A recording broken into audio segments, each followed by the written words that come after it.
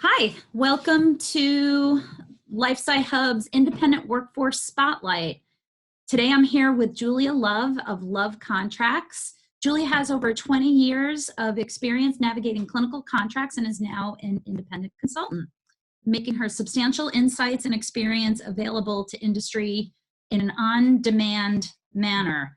I asked Julia to speak today because earlier this year, LifeSci Hub, a sponsor, used the LifeSci Hub platform to engage LoveContracts for clinical contracts outsourcing. LoveContracts manage their CRO selection process in such a way that it prompted me to think that the entire industry as a whole needs to hear about LoveContracts. I spoke with the sponsor recently and was blown away by what they said about how Julia drove the timelines so effectively that the CRO commented to the sponsor, "We've never had a sponsor say that they were going to make a decision in such a short time and then actually make that decision." And that was all due to the sponsor's use of Julia Love and LoveContracts to manage the clinical contracts and outsourcing process. So that is pretty spectacular, if you ask me. And Julia, thanks so much for being here today. How are you? Hi, Sheila. It's great to be here. Wonderful. So Julia, tell us, what made you start LoveContracts? Happy to tell you. And first, with all due respect, I have to give a lot of credit to that amazing customer I worked with. But I saw a gap in outsourcing support with the small emerging biopharma. They're small, they're agile, they're often virtual companies, and they're faced with navigating the same contract terms as large pharma without having the same expensive infrastructures that large pharma does. Yeah, that makes sense. Can you describe any of those gaps specifically? Sure.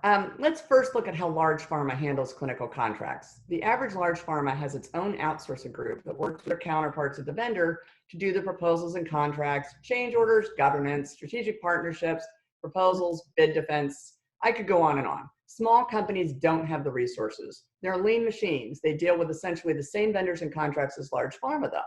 A 25-page vendor contract for a large pharma doesn't turn into 5 pages just because the sponsor is smaller. It's still a 25-page contract. So the scale might be different, but the risks are incredibly high for both large and small pharma. I never thought about it that way, but it makes so much sense. How do small companies manage? Well, it usually falls to the clinical lead, and they're either running the study or playing another critical role on the study team. They're the closest to the project. They know the business. They know exactly what the study requires.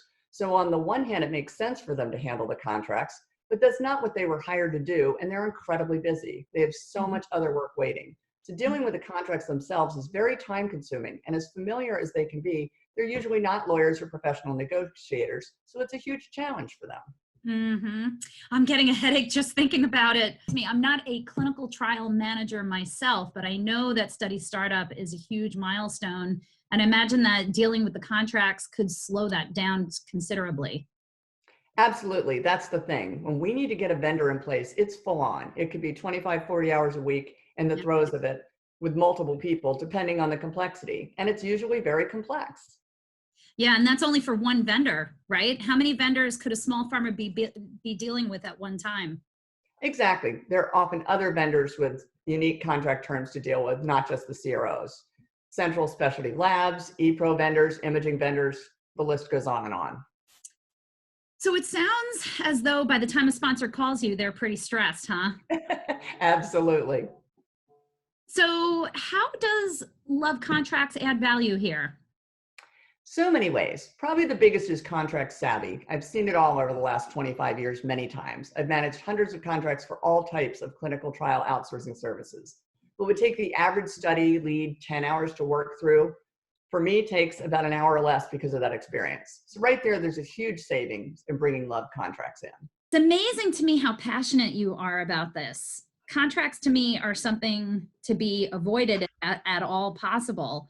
And when it can't be avoided, just grin and bear it. Can you tell me what drives this passion that you have for contracts? I literally love contracts, which along with that being my last name is why I named my consulting practice LoveContracts. What I love about it is it really formalizes what's happening with the study, where the relationship and contracts really are a balance. You've got to get the details of the transaction, the study, but you also have to not be so ingrained in the minutia that you have to get this contract because you have to get the contract executed. There's always a balance between the words and the numbers. I'm a numbers person, married a lawyer, kind of got sucked into the operations aspect of it. And it's just, I find it exciting finding that balance. Right. Also, I really love alleviating the pressure I see so many clinical teams experience. By doing what I do, they can get the study started a lot faster and with less risk than if I wasn't involved. As I like to say to my clients, love contracts, loves contracts, so you don't have to. You don't have to. Oh, I love it. Well, thank you very much, Julia. It is an honor and a privilege to have you on the LifeSci Hub platform, and you are a powerhouse independent consultant.